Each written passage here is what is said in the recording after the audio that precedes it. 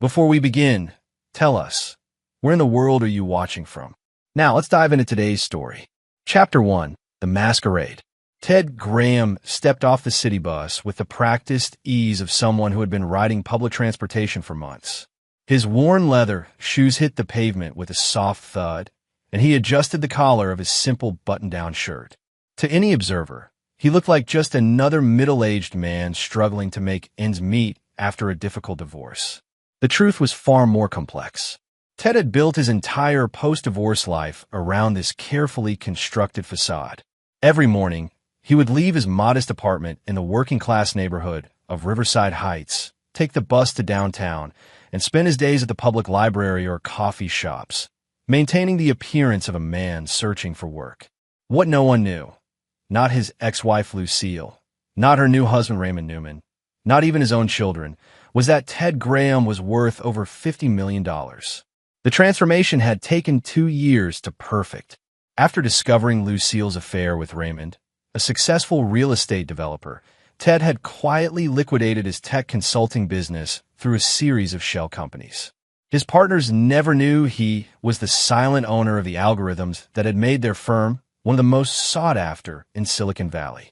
While they thought they were buying him out during the divorce proceedings, Ted had actually sold them technology he'd already replaced with something far more advanced. The divorce had been brutal. Lucille's lawyer, armed with private investigators and financial experts, had dissected Ted's apparent assets with surgical precision. They found his modest consulting income, his small savings account, and the heavily mortgaged house they'd shared for 15 years. What they didn't find were the offshore accounts, the cryptocurrency wallets, or the intellectual property holdings that constituted his real wealth. Ted's phone buzzed as he walked down Fifth Street. A text from his eldest daughter. "Monica, Dad, can you make it to dinner Sunday? Mom says you've been struggling, and we thought." He deleted the message without finishing it. Monica had chosen her side during the divorce, believing her mother's carefully crafted narrative of Ted's supposed failures as a husband and provider. The irony wasn't lost on him. While Lucille paraded around town with Raymond, spending what she thought was the majority of Ted's assets from their settlement, Ted was quietly assembling the pieces of his revenge. It had taken 18 months of patient observation, careful planning, and strategic positioning. Now, as he approached the Starbucks where he'd accidentally encountered them today, Ted allowed himself a small smile.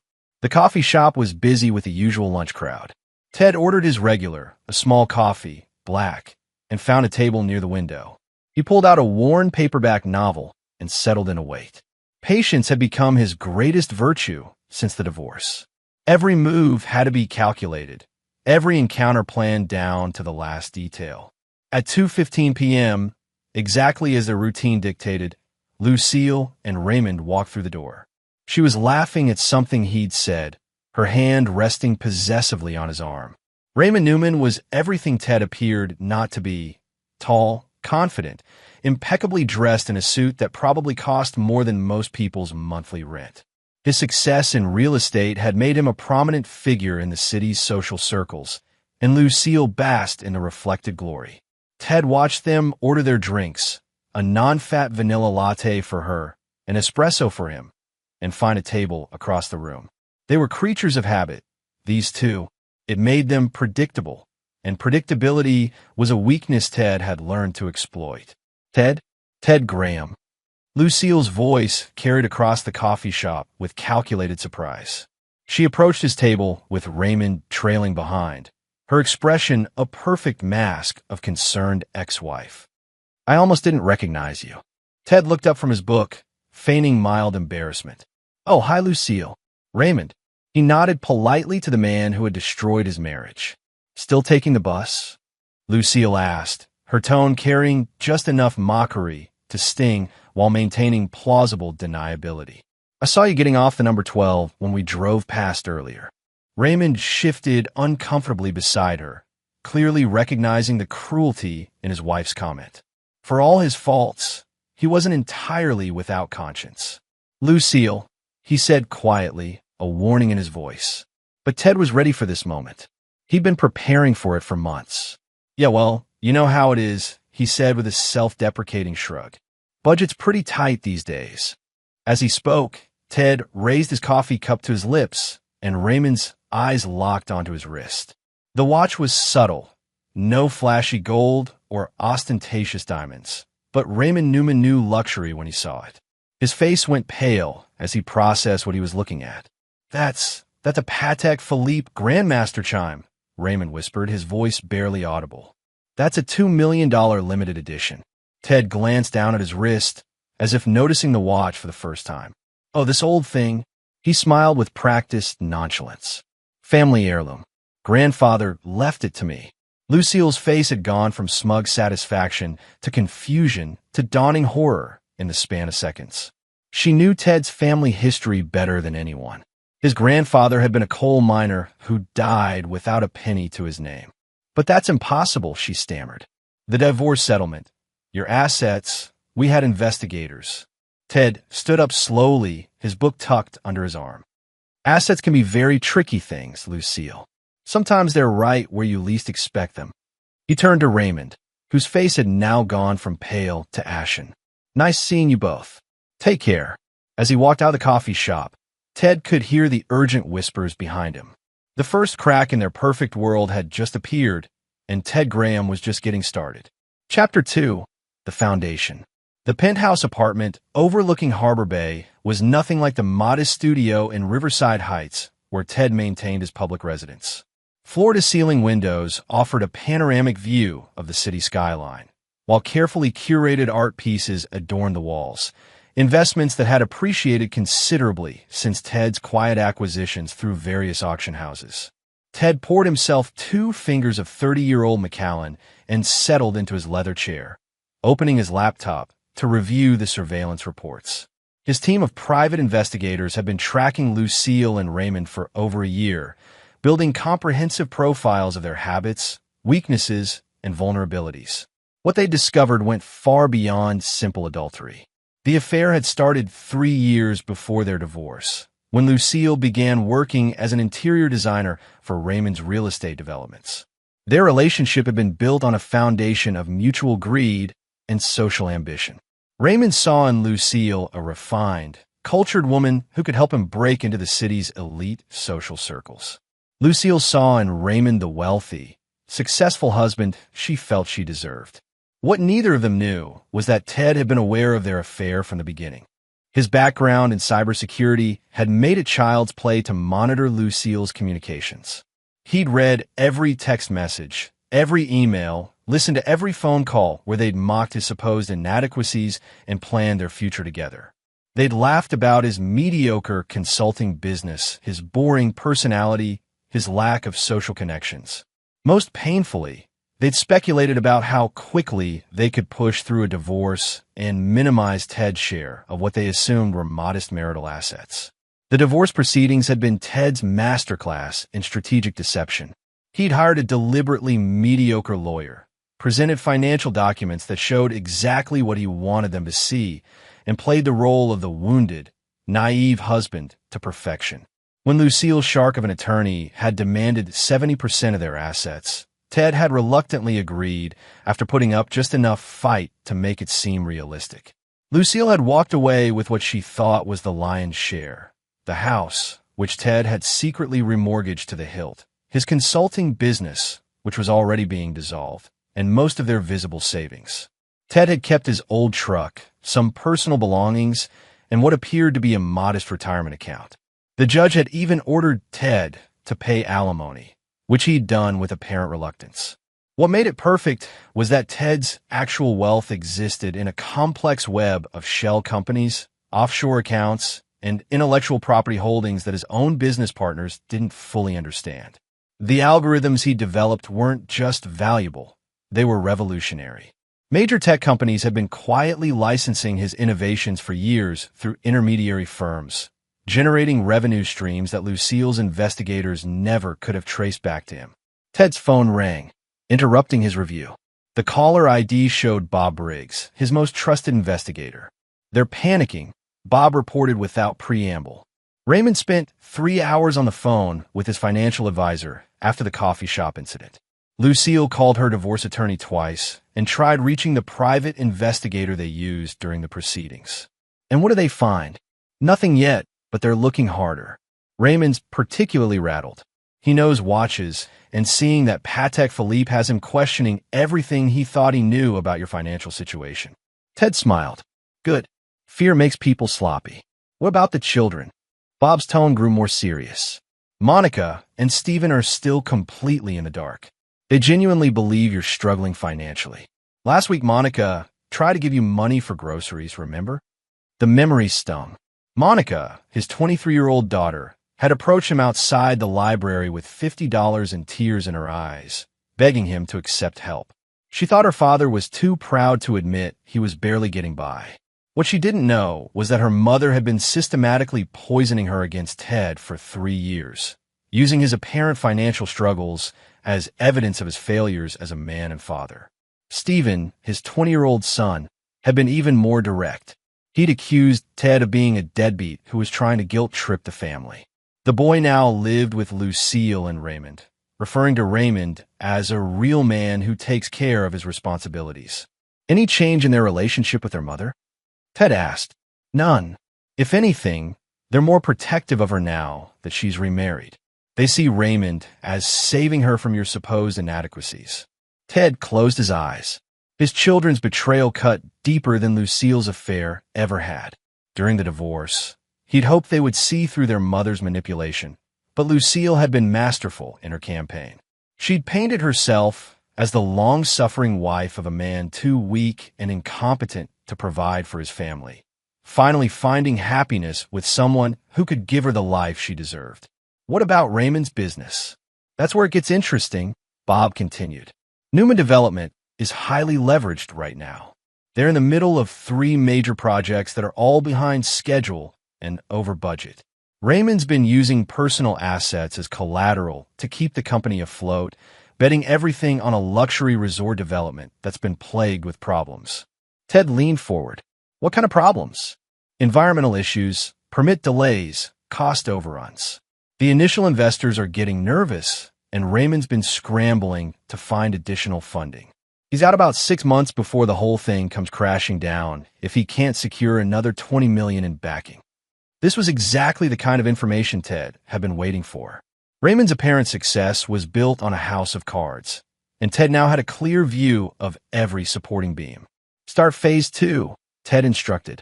I want you to make contact with the resort investors. Use the Morrison Group identity. They'll never connect it back to me. And Bob, make sure our friend Raymond knows that someone's been asking questions about his financial stability. After ending the call, Ted walked to his window and looked out at the city lights. 20 stories below, people were living their ordinary lives, unaware of the carefully orchestrated game being played in the shadows above them.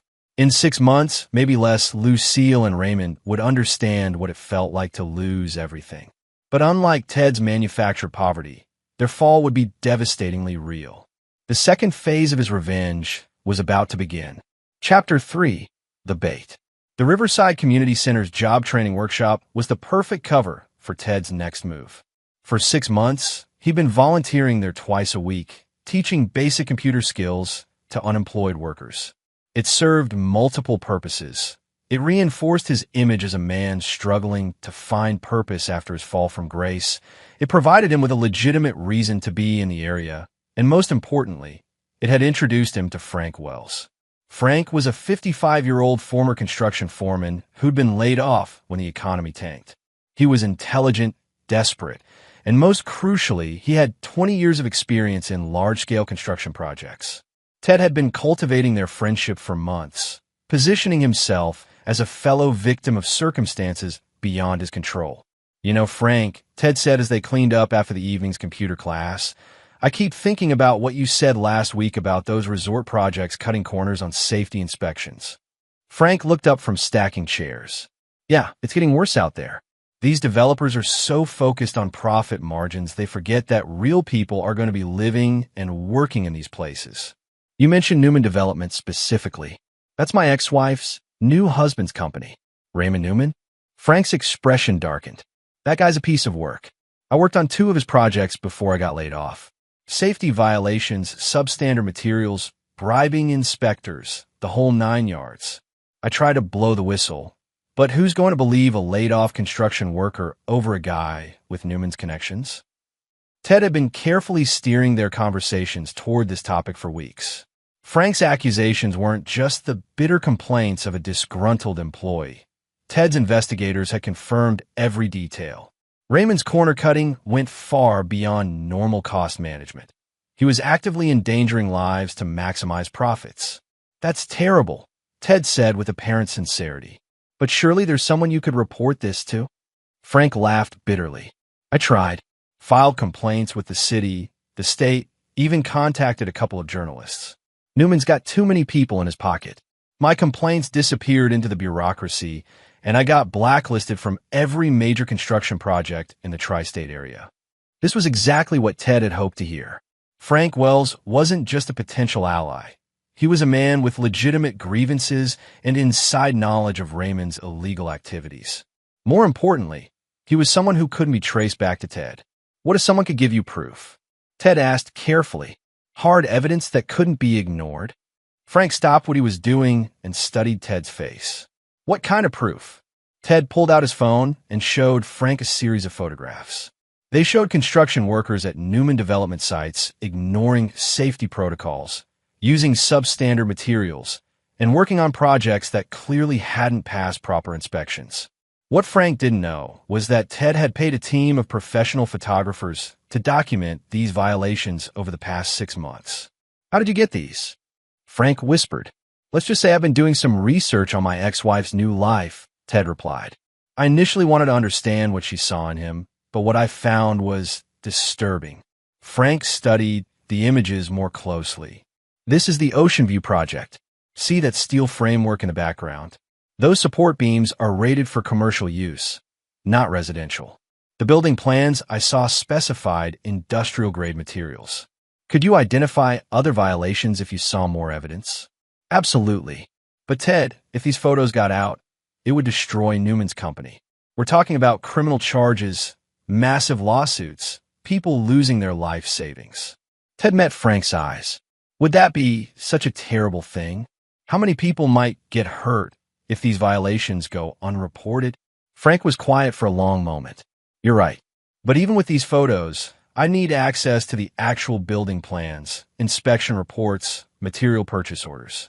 Without documentation proving he intentionally used substandard materials, it's just a safety violation that could be explained away as contractor error. What if I told you I might be able to get you that documentation? I'd say you're playing a dangerous game. Newman's not just wealthy, he's connected. Cross him the wrong way, and you might find yourself in serious trouble. Ted smiled. Frank, I've already lost everything that mattered to me. My wife, my children, my financial security, it's all gone. What's left for him to take? What Frank didn't realize was that Ted's access to Raymond's documentation wasn't theoretical. Through his cybersecurity expertise and a carefully planned social engineering campaign, Ted had been collecting Newman Development's internal communications and files for months. He had emails discussing material substitutions, inspection reports that had been falsified, and financial records showing payments to city officials.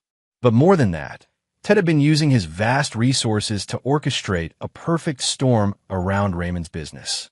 The environmental issues plaguing the resort project, Ted had quietly funded the environmental groups that had filed the complaints. The permit delays? Ted's shell companies had been filing competing applications and appeals that gummed up the bureaucratic process. The cost overruns? Ted had been systematically outbidding Raymond's company for qualified subcontractors, forcing them to use inferior alternatives. I need to think about this, Frank said finally. Of course. But Frank, how many more buildings like these need to go up before someone gets seriously hurt? How many families need to lose their homes to shoddy construction before someone with the knowledge to stop it takes action? As they walked out of the community center together, Ted could see the internal struggle playing out on Frank's face. The man wanted to do the right thing, but years of being ignored and marginalized had made him cautious. Ted's phone buzzed with a text message. It was from an unknown number. We need to talk. Tomorrow, 3 p.m., Central Park, South Entrance. Come alone. R. Raymond had taken the bait. The coffee shop encounter had rattled him enough to break his own rules about maintaining distance from Ted. Now he was making mistakes, acting emotionally instead of strategically. "Everything okay?" Frank asked, noticing Ted's expression. "Just my ex-wife's husband," Ted replied with a weary sigh. Apparently, he wants to have a conversation. "Be careful, Ted. Men like Newman don't just want to talk. They want to intimidate, to remind you of your place in the pecking order." Ted nodded gravely. "Don't worry.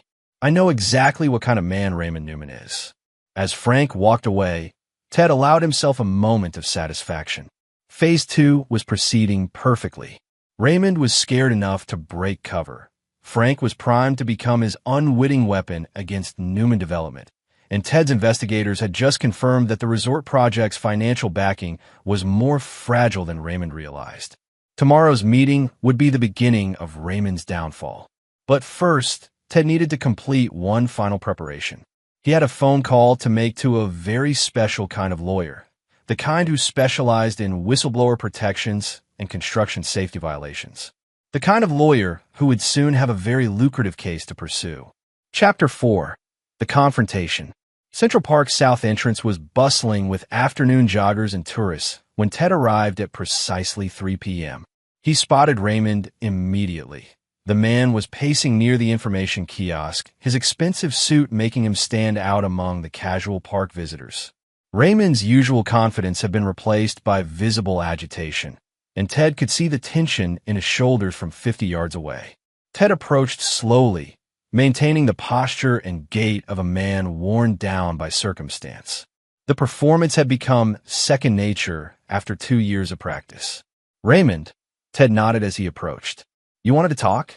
Raymond studied Ted's face intently, searching for any sign of deception. "Cut the act, Ted. I know what you're doing." "I'm not sure what you mean." "The watch." Raymond's voice was low but intense. "A Patek Philippe Grandmaster chime doesn't just appear in someone's possession. There are only 7 of them in existence, and I know who owns every single one." Ted raised an eyebrow. "You seem to know a lot about expensive watches for someone who should be focused on his business." "Don't play games with me. I've been making calls, doing research." That watch was sold at auction 6 months ago to an anonymous buyer through a Swiss holding company. $68 million. $68 million? Ted whistled softly. "That's quite an appreciation from $2 million. Raymond stepped closer, his voice dropping to a whisper. "I know you're not who you pretend to be. The struggling ex-husband routine might fool Lucille and the kids, but I can smell money, Ted. I always have." Ted met his gaze steadily. "And what exactly are you planning to do with this theory of yours? I want to know what your game is. Are you planning to take Lucille for more money? Is this some kind of elaborate fraud to increase your alimony? Because I'll fight you every step of the way." "My game." Ted smiled, but there was no warmth in it. "My game is very simple, Raymond. I'm a man who lost everything that mattered to him, and now I'm figuring out what comes next." "Bullshit. Nobody drops $68 million on a watch if they're actually broke." Ted was quiet for a moment, watching a group of children play on the nearby playground. When he spoke again, his voice had lost all pretense of weakness. "You're right about one thing, Raymond. I'm not who I pretend to be, but you're wrong about my motivations." Ted turned to face him directly. "I don't want more money from Lucille. I want to watch your world burn." The mask had finally dropped, and Raymond took an involuntary step backward at the coldness in Ted's eyes. "For 2 years, I've listened to people pity me. My own children think I'm a failure. My ex-wife parades you around as proof that she deserved better than what I could provide. Everyone believes I'm just another middle-aged loser who couldn't keep his family together." "Ted, listen." "No, you listen." Ted's voice remained calm, but the intensity behind it was unmistakable. "I know about the safety violations at your construction sites. I know about the bribes you've paid to city inspectors. I know about the substandard materials you've been using to maximize profits. Most importantly, I know about the financial house of cards you've built your empire on." Raymond's face had gone pale. "You can't prove any of that." "Can I?" Ted pulled out his phone and showed Raymond a photograph. It showed Raymond himself shaking hands with a city inspector while an envelope changed hands between them. This was taken outside the municipal building last month. The inspector's name is Eric Sullivan. and he's been taking monthly payments from you for 3 years to overlook code violations. That could be anything. A handshake, a friendly greeting. Ted swiped to the next image. It showed Eric Sullivan opening the envelope and counting the bills inside. $5,000. Cash. The same amount you've been paying him every month to approve inspections on buildings that should never have passed safety requirements. Raymond's hands were shaking now. What do you want? I want you to understand something very important, Ted said, pocketing his phone. When you decided to destroy my marriage, you thought you were taking everything from a weak man who couldn't fight back. You thought wrong. Look, Ted, what happened between Lucille and me started 3 years before our divorce was finalized. I know about every hotel room, every late-night phone call, every time you laughed about my supposed inadequacies. Ted's voice remained level, but his words cut like ice. I know about the plans you made to minimize my settlement, the way you coached Lucille on hiding assets, the private investigator you hired to dig up dirt on me that didn't exist. Raymond was backing away now, but Ted followed him step for step. You see, Raymond, you made one critical error.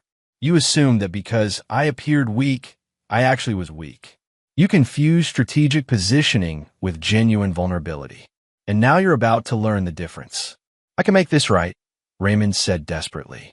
Whatever you want, money, an apology to the kids, a public admission. What I want is justice. Not the legal kind, not the fair and balanced kind. The kind where the people who destroy others face real consequences for their actions. Ted pulled out a business card and handed it to Raymond. It was for a construction safety attorney named Brendan Guthrie. Mr. Guthrie will be receiving a very detailed package tomorrow morning. Construction photographs, internal company communications, financial records, recorded conversations with city officials. Everything he needs to file the most comprehensive construction fraud case this city has ever seen. Raymond stared at the card in horror. You can't do this. It would destroy everything I've built. Yes, it would. Your company, your reputation, your financial assets, all of it. Just like you destroyed my family. The kids will hate you if they find out you orchestrated this. Ted's expression didn't change. My children already hate me, Raymond. You and Lucille made sure of that. At least this way, they'll eventually understand that their father wasn't the weak man they thought he was. Raymond crumpled the business card in his fist. I won't go down without a fight. I have resources, connections, people who owe me favors. I'm counting on it, Ted replied. I want you to use every resource you have, call in every favor, spend every dollar you can access. Because when you still lose, and you will lose, I want you to understand exactly how thoroughly you've been outmaneuvered. As Ted turned to walk away, Raymond grabbed his arm. Wait, there has to be another way. What if I leave Lucille? What if I disappear from your family's life completely? Ted looked down at Raymond's hand on his arm, then back up at his face. You're 3 years too late for that conversation. He pulled his arm free and started walking toward the park exit. Behind him, he could hear Raymond's voice rising in desperation. This isn't over, Ted. You think you're the only one who can play dirty? I'll expose you to everyone. Your kids, the courts, the IRS. I'll make sure the whole world knows you're a fraud. Ted stopped and turned back one final time. Go ahead, Raymond. Tell everyone that the weak, broken man you've been mocking for 2 years is actually wealthy enough to buy and sell you 10 times over.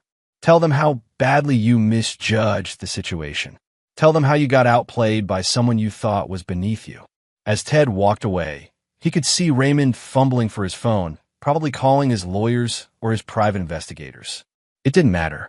Every move Raymond made from this point forward would only accelerate his downfall.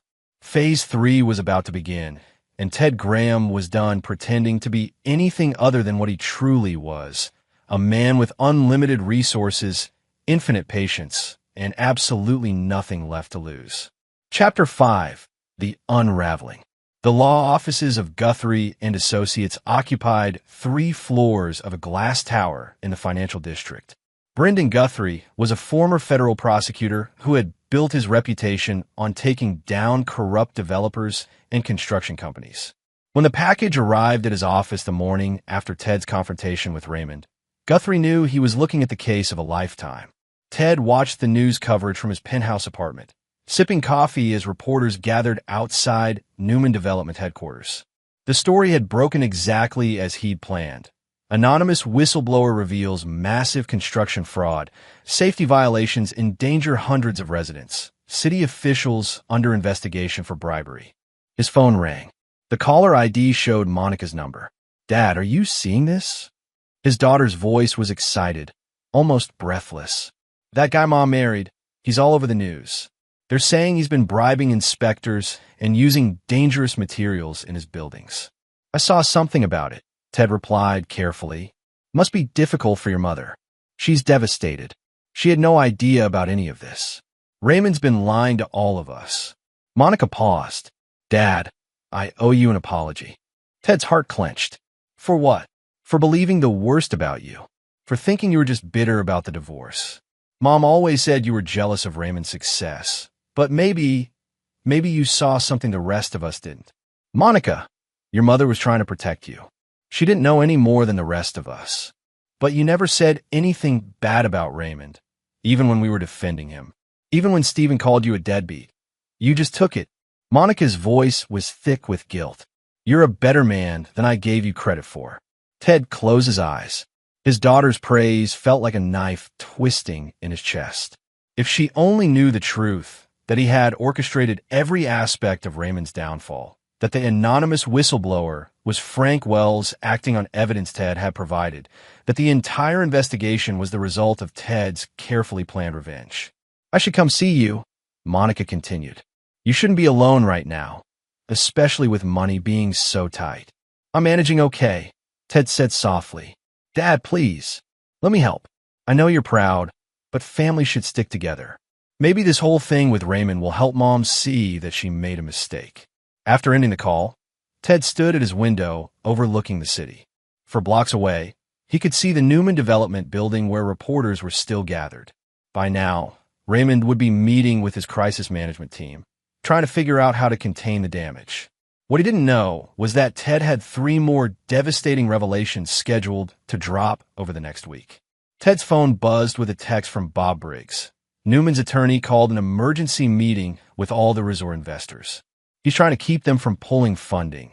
But the environmental groups are planning a major protest tomorrow. Also, Eric Sullivan, the inspector, just lawyered up and is talking about a plea deal. Everything was proceeding exactly as Ted had planned. The beauty of his strategy was that every piece of evidence was genuine. Raymond had actually committed every crime he was being accused of.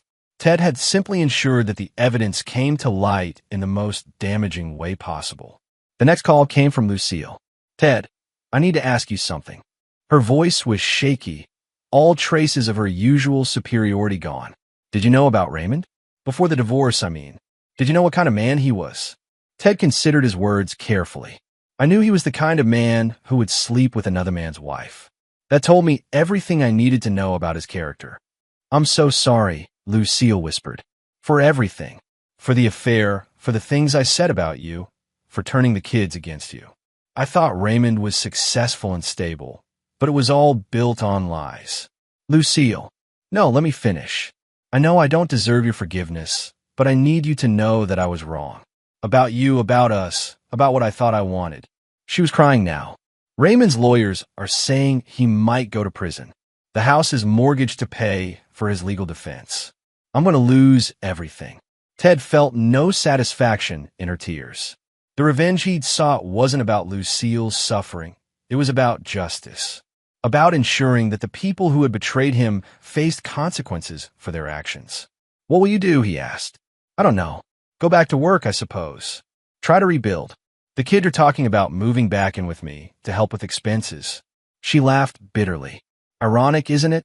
After all these years of them thinking you were the failure, now they're having to take care of their mother. They love you, Lucille. Whatever mistakes you've made, they love you. Do you hate me, Ted? For what I did to our family?" Ted was quiet for a long moment. "No, I don't hate you, but I don't forgive you either. I understand." Her voice was barely audible. "I deserve that." After the call ended, Ted opened his laptop and began typing an email to his attorney. It was time for phase 4 of his plan, the revelation of his true financial status. Tomorrow, he would begin the process of legitimately reclaiming his public identity as a successful businessman. The scared, broken ex-husband act had served its purpose. But first, he had one more phone call to make. Frank Wells answered on the second ring. "Ted, have you been watching the news?" "I have." "Congratulations, Frank. You did the right thing." "I'm still processing it all." When that lawyer called and said he wanted to meet, I almost hung up on him. But when I saw all that evidence you collected, I knew I had to act. You're going to be the star witness in the biggest construction fraud case this city has ever seen. That takes courage. Courage? I'm terrified. Newman's people have been calling, offering money, making threats. My lawyer says I need police protection. You'll be fine, Frank. The FBI is involved now, and they take witness intimidation very seriously.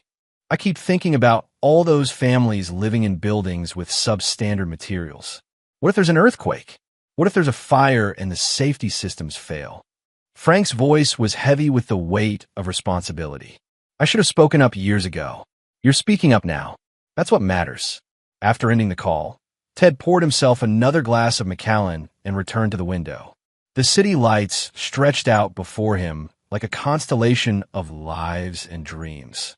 Somewhere out there, Raymond Newman was discovering what it felt like to watch his world collapse in real time. Somewhere else, Lucille was confronting the reality of her choices. And in various apartments and houses throughout the city, his children were reassessing everything they thought they knew about their father.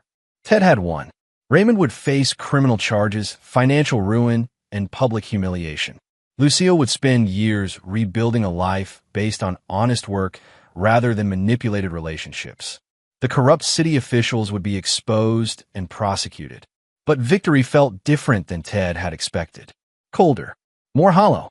His phone buzzed with another text. This one from Stephen. "Dad, I saw the news about Raymond. I owe you an apology. Can we talk?" Ted stared at the message for a long time before responding. "Come by tomorrow evening. We have a lot to discuss." The final phase of his plan was about to begin.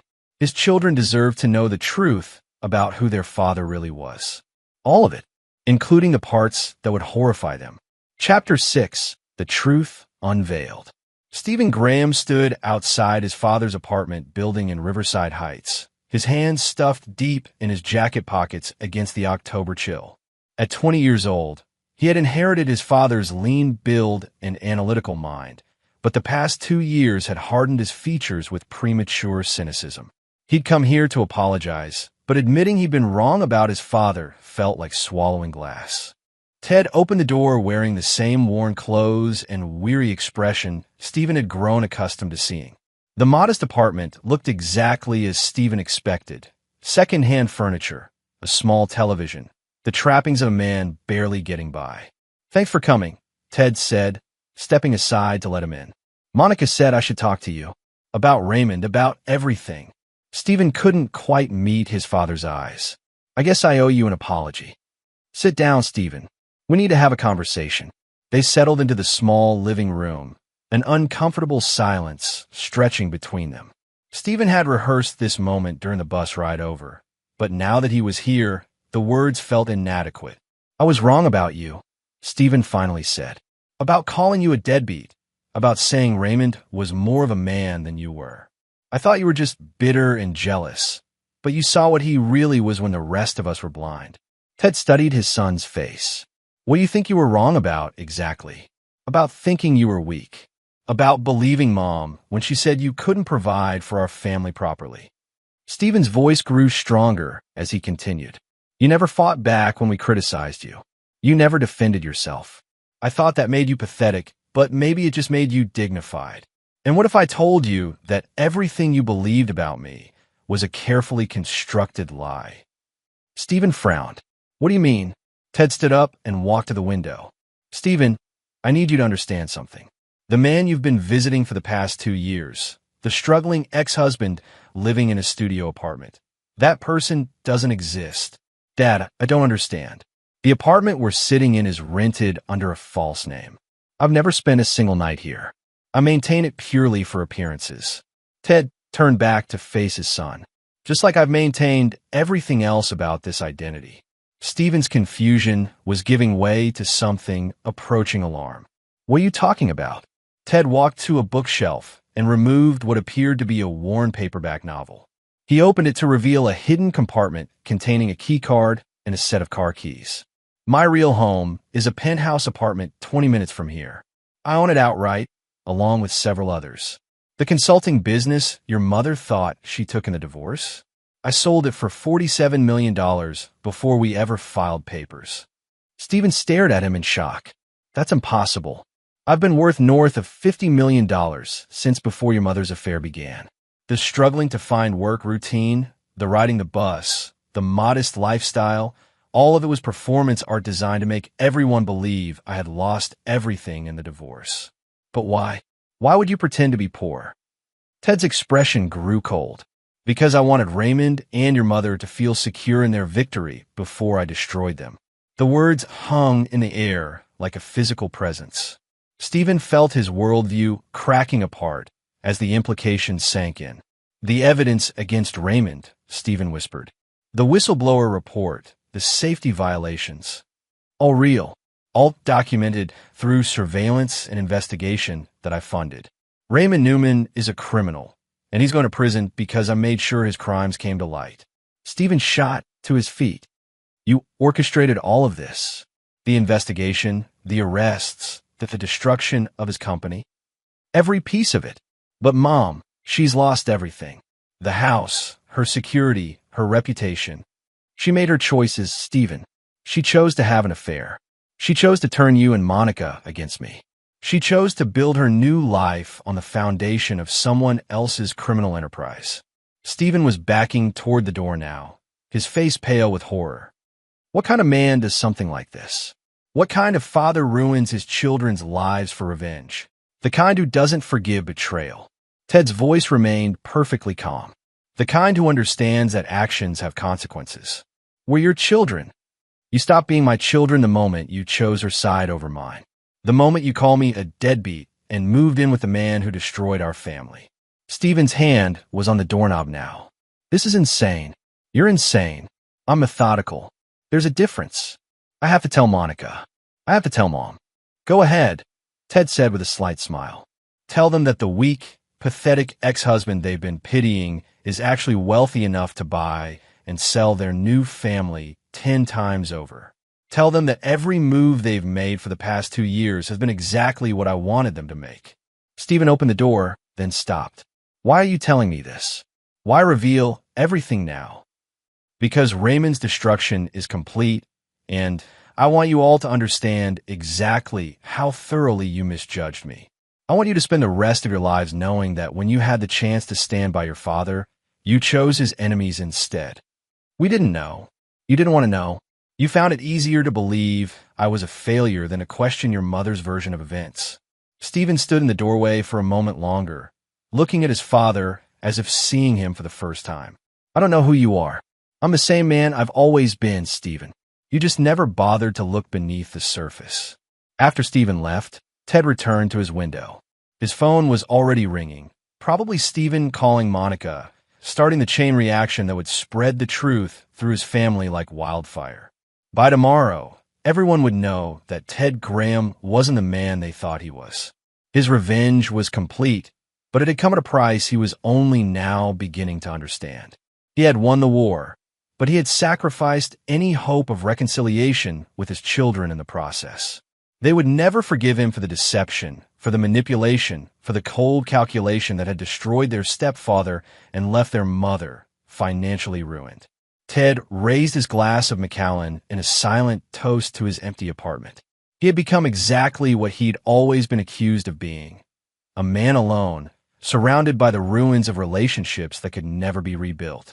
The difference was that now he no longer cared. Chapter 7, The Reckoning. The emergency family meeting was called for Sunday evening at Monica's apartment. She lived in a converted warehouse in the Arts District, the kind of trendy space that young professionals with good jobs could afford. As Ted approached the building, he could see the warm light from her windows and the silhouettes of people moving around inside. He had decided to attend as himself for the first time in 2 years. The custom-tailored suit was charcoal gray, understated but unmistakably expensive. The shoes were Italian leather, the watch, a different Patek Philippe, slightly less ostentatious than the Grandmaster chime, caught the light as he pressed the buzzer. When Monica's voice came through the intercom, she didn't recognize the man standing at her door. "I'm sorry, I think you have the wrong apartment," she said. "It's me, Monica. It's your father." The long pause that followed told Ted everything he needed to know about Stephen's phone calls. The door buzzed open. Monica was waiting in the hallway when the elevator opened, her face a mixture of confusion and something approaching fear. Ted had always been proud of his eldest daughter. She had inherited her mother's artistic sensibilities, but tempered them with practical intelligence.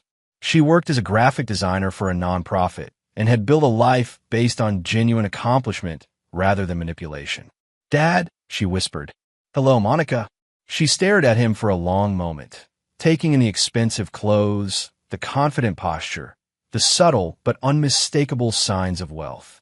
Stephen said, "He told me things, but I didn't believe that your father isn't who you thought he was."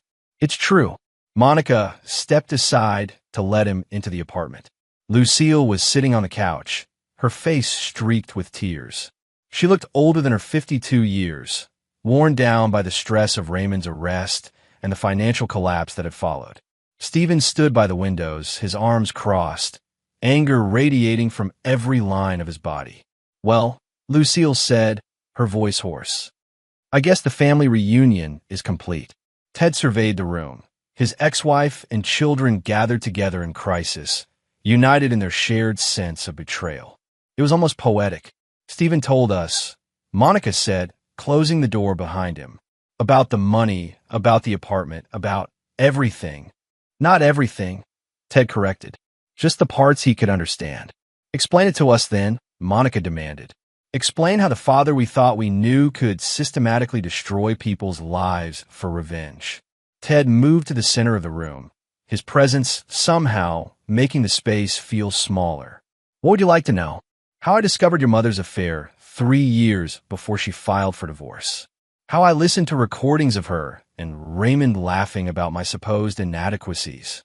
How I watched you both choose his side without ever asking for my version of events." "We were protecting Mom," Stephen said defensively. "From what?" "From the consequences of her own choices." Lucille looked up at him, her eyes red-rimmed. "Ted, please.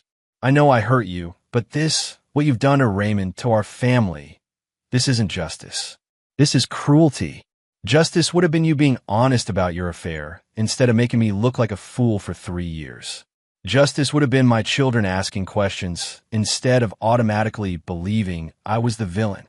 Ted's voice remained calm, but the words cut like razors. "What you got was consequences." Monica stepped between them. "Dad, Raymond's going to prison. Mom's lost her home. The kids at my school are talking about their parents being afraid their apartments aren't safe because of the buildings Raymond constructed. You've hurt innocent people. I exposed a criminal who was endangering lives for profit. Those buildings would have collapsed eventually. Earthquake, fire, structural failure. I potentially save hundreds of people from injury or death. By manipulating and destroying our family. Your family was destroyed the moment your mother decided to have an affair. Everything that's happened since then has just been the logical progression of choices that were made without my input." Stephen moved away from the window, his fists clenched. "You're a sociopath. Normal people don't plan elaborate revenge schemes that take years to execute. Normal people don't have their wives cheat on them with criminals while their children call them failures." Ted's composure finally cracked slightly, a flash of genuine anger breaking through.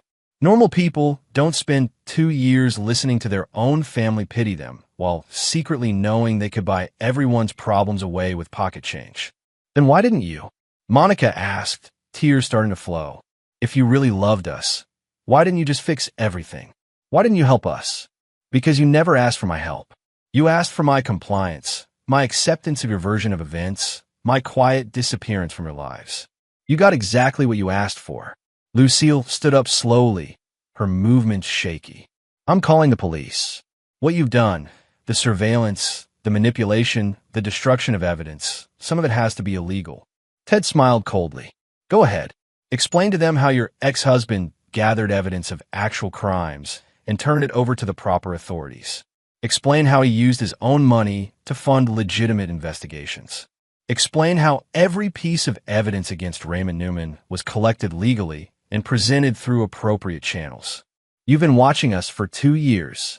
I've been protecting myself from a woman who had already demonstrated her willingness to lie and manipulate for personal gain. Given your history, surveillance seemed prudent. Monica collapsed into a chair, her head in her hands. I don't understand how you became this person. The father I remember was kind and gentle. He would never hurt people like this. The father you remember was weak, Ted replied. He believed that love and trust and good intentions were enough to hold a family together. He learned otherwise. So you decided to become a monster instead? I decided to become someone who couldn't be betrayed again. The room fell silent except for the sound of Lucille's quiet crying. Outside, the city continued its rhythm, unaware of the family destroying itself 20 stories above the streets. Finally, Stephen spoke. What do you want from us now? Why reveal everything? Why not just disappear and let us rebuild our lives? Ted considered the question seriously. Because I wanted you to understand the cost of your choices. I wanted you to know that when you had the opportunity to stand by your father, you chose his enemies instead. I wanted you to spend the rest of your lives knowing exactly how wrong you were about everything. And now that we know, Monica asked, now you live with it, just like I've lived with your betrayal. Ted turned toward the door, then stopped. For what it's worth, I never wanted it to end this way. I gave all of you multiple opportunities to question the narrative you'd been fed, to ask for my side of the story, to wonder if maybe the man you'd known for decades might not have suddenly become the failure you were told he was. We were children trying to understand our parents' divorce, Monica said desperately. You were adults who chose the easier story over the complicated truth. As Ted reached for the door handle, Lucille called out one final time. Ted, wait. Is there any part of you that can forgive us? Any chance for our family to find a way forward? Ted paused with his hand on the door. No, Lucille, there isn't. Some things can't be forgiven. Some betrayals are permanent. He opened the door and stepped into the hallway, leaving behind the broken remains of a family that had never really understood him at all. The elevator ride down felt like a descent into freedom. Chapter 8. The Price of Victory. 6 months after the revelation, Ted stood in the federal courthouse watching Raymond Newman receive his sentence. 15 years for construction fraud, bribery, and conspiracy. The judge had been particularly harsh, noting that Raymond's crimes had put hundreds of families at risk and undermined public trust in construction safety standards. Raymond looked smaller than Ted remembered. The expensive suits and confident demeanor had been replaced by an orange jumpsuit and the hollow stare of a man who had lost everything. When their eyes met across the courtroom, Raymond mouthed a single word, "Why?" Ted didn't respond. The question itself revealed how little Raymond understood about consequences. Frank Wells sat in the gallery, his role as the key whistleblower having transformed him from an unemployed construction worker into a federal witness with a new identity and a substantial reward from the government's whistleblower program. He nodded to Ted as they filed out of the courtroom, a gesture of acknowledgement between two men who had brought justice to a corrupt system. Outside the courthouse, reporters waited with their cameras and microphones. Ted walked past them without comment, but he could hear the questions being shouted. Mr. Newman, do you have anything to say to the families affected by your husband's crimes? The question was directed at Lucille, who had attended the sentencing despite their divorce. Ted didn't turn around to see her response. His phone buzzed with a text from Bob Briggs. Newman's assets have been fully liquidated for victim compensation. The civil suits are settled. Your involvement remains completely sealed in all court documents. The legal victories were complete, but Ted found little satisfaction in them. Raymond was going to prison, the corrupt city officials had been prosecuted, and the construction company had been dissolved with its assets used to compensate the families living in unsafe buildings. Justice had been served by any objective measure, but the personal cost had been higher than Ted had anticipated. Monica had moved to Portland 3 months ago, taking a job with an environmental nonprofit. She'd sent him a letter explaining that she needed distance from everything that had happened, space to figure out who she was in relation to a father she felt she'd never really known. The letter was polite but final. She wasn't cutting contact completely, but she wasn't ready for a relationship either. Stephen had been more direct. He'd sent a single text message. "I understand why you did what you did, but I can't forgive how you did it. Don't contact me again." Lucille had moved back to her sister's house in Ohio, where she was slowly rebuilding her life as a freelance interior designer. She'd sent Ted one final message through their mutual attorney, an offer to return the money from their divorce settlement. Ted had declined. She had earned that money through 15 years of marriage, and her betrayal didn't erase that fact. The isolation had become Ted's new normal. He'd stopped maintaining the facade of poverty, moving openly into his penthouse apartment and resuming his role as a legitimate businessman. But the relationships that might have given meaning to his success were gone, severed by choices that couldn't be undone. Ted's penthouse office overlooked the harbor, its floor-to-ceiling windows offering a view that cost more per month than most people's annual salaries. He spent his days managing investments, developing new technologies, and building a business empire that would outlast him by decades. But the work felt mechanical now, a way to occupy time rather than a source of purpose. The intercom buzzed. "Mr. Graham, there's a young woman here to see you. She says she's your daughter." Ted's heart jumped. "Send her up." But when the elevator doors opened, it wasn't Monica or even someone he recognized. The woman was in her early 20s, with dark hair and intelligent eyes that reminded him of someone he couldn't quite place. "Mr. Graham? I'm Sarah Newman, Raymond's daughter from his first marriage." Ted studied her face, seeing traces of Raymond's features softened by youth and what appeared to be genuine integrity. "What can I do for you, Sarah? I wanted to thank you." The words were so unexpected that Ted nearly laughed. "Thank me for stopping my father before he hurt more people. I've known about his business practices for years, but I was too afraid to speak up. I was financially dependent on him, and I told myself that maybe I was wrong, maybe the safety violations weren't as bad as they seemed." Sarah moved into the office, her posture straight, but her hands betraying nervous energy. "When the news broke about the investigation, I felt guilty and relieved at the same time. Guilty because I should have acted sooner. Relieved because someone finally had the courage to do what I couldn't. You were his daughter. The situation was more complicated for you. Was it, or was I just protecting my own comfort?"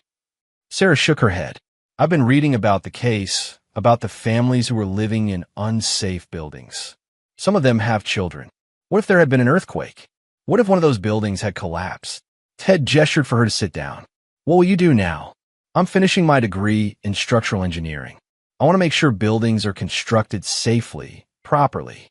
I want to be part of the solution instead of part of the problem." "That's admirable." Sarah was quiet for a moment, then looked directly at him. "I also wanted to apologize for what my father did to your family. The affair, the manipulation, the way he turned your children against you. I know about all of it. You're not responsible for your father's actions. Maybe not, but I benefited from them. The money he spent on my education, the apartment he helped me afford, the internships he arranged through his business connections. All of it was built on illegal activities and the destruction of your marriage." Ted studied her face, seeing none of Raymond's calculating coldness. "What do you expect me to do with your apology?" "Nothing. I just needed to say it." Sarah stood up to leave, then paused. "For what it's worth, I think you're a good man who was pushed too far by people who underestimated you. But I also think you've paid a price for your revenge that might be higher than what you gained."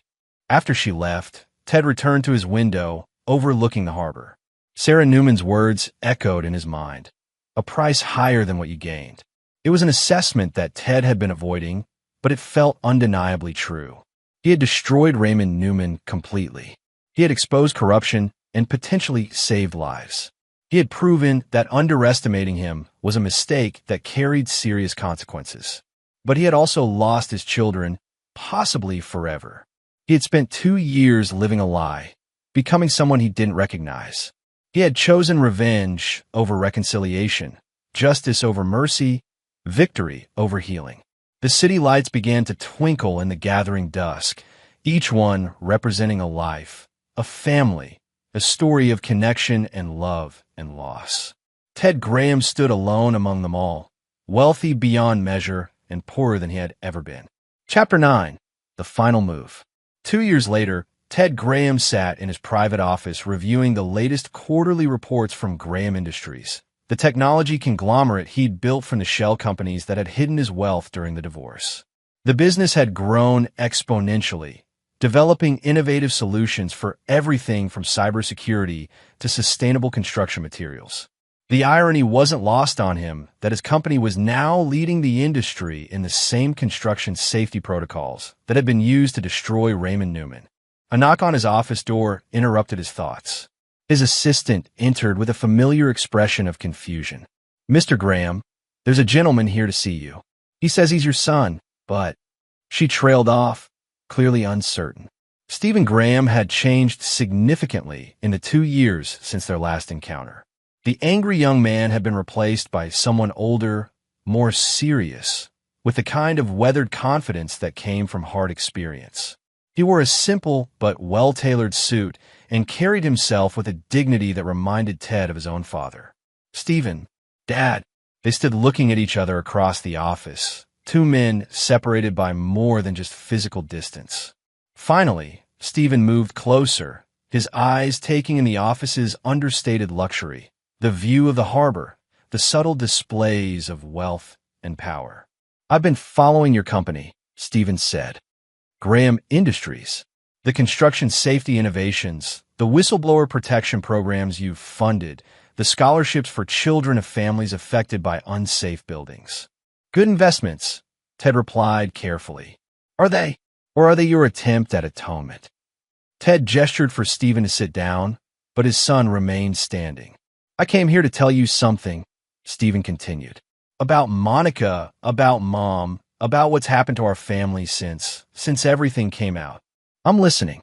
Monica's doing well in Portland. She's built a good life for herself, but she thinks about you every day. She keeps articles about Graham Industries in a folder on her desk. She's proud of what you've accomplished, but she's afraid to reach out because she doesn't know if you'd want to hear from her." Ted felt something crack inside his chest. "And your mother?" "Mom's remarried. A high school principal in Ohio. Good man, honest work, nothing like Raymond. She's happy, or as happy as someone can be after what she's been through." Stephen paused. "She talks about you sometimes. About the man she fell in love with before everything went wrong." "Stephen, why are you here?" "Because I figured something out about you, Dad. Something it took me 2 years to understand."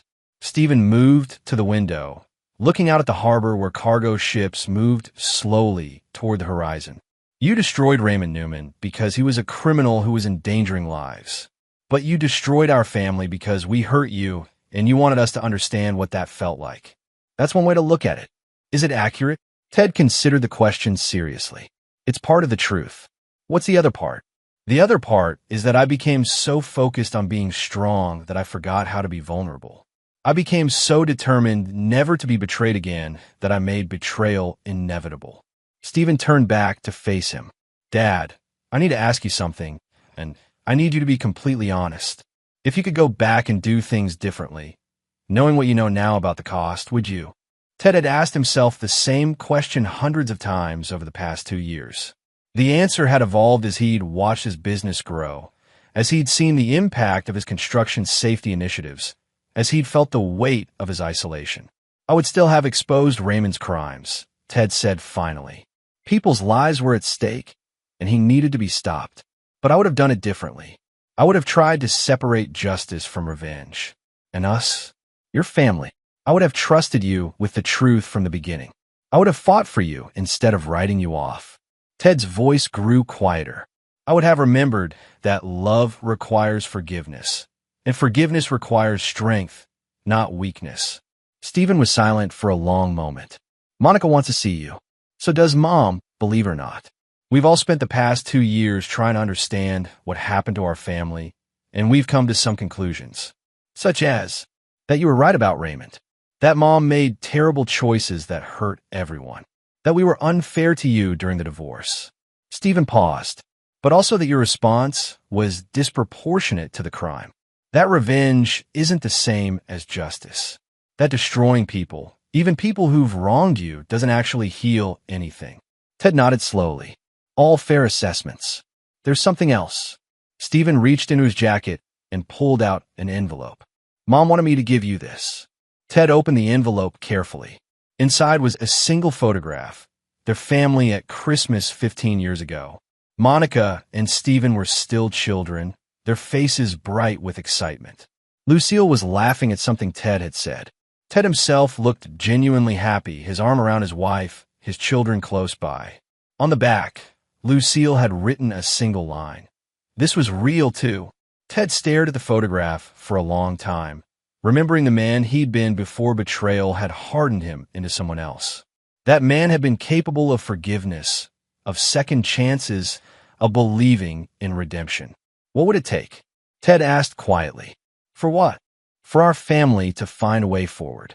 Not back to what we were. That's impossible. But forward to something new. Stephen sat down for the first time since entering the office. It would take time. It would take forgiveness from all of us, including you. It would take accepting that we're all different people now, and figuring out if we can love who we've become. And if we can't, then at least we'll know we tried. At least we'll know that we chose healing over anger, connection over isolation. Ted looked out at the harbor, where the sun was beginning to set over the water. Somewhere in Portland, Monica was finishing her workday, probably thinking about the father she'd lost to his own need for revenge. Somewhere in Ohio, Lucille was making dinner for a man who loved her without conditions or expectations of perfection. And here in his office, his son was offering him something he'd thought was lost forever, a chance to be a father again. There's one more thing, Stephen said.